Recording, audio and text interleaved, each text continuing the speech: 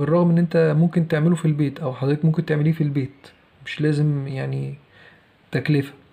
والموضوع بسيط جدا، هو زي ما انتوا شايفين كده، هو عبارة عن عيدان قرفة، يعني قرفة عيدان، و عصير تفاح، اي نوع عصير تفاح، بنجيب اللي هو المعلبات، وعسل.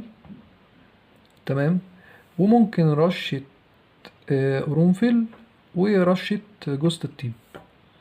تمام، دي المكونات. يبقى المكونات بتاعته بسيطة يعني، من عند العطار. القرفة العيدان دي بتبقى موجودة عند العطار. وليه مش القرفة المطحونة؟ ما ينفعش القرفة المطحونة، لازم القرفة العيدان، عشان هي بتبقى مسكرة شوية، يبقى ليها طعم مسكر شوية. وطبعا القرنفل ممكن نستخدم قرنفل اللي هو مش المطحون، انا مش عندي القرنفل التاني فاستخدمت المطحون. ممكن نحط عود او عودين من القرنفل، اللي هو الخام، مش المطحون.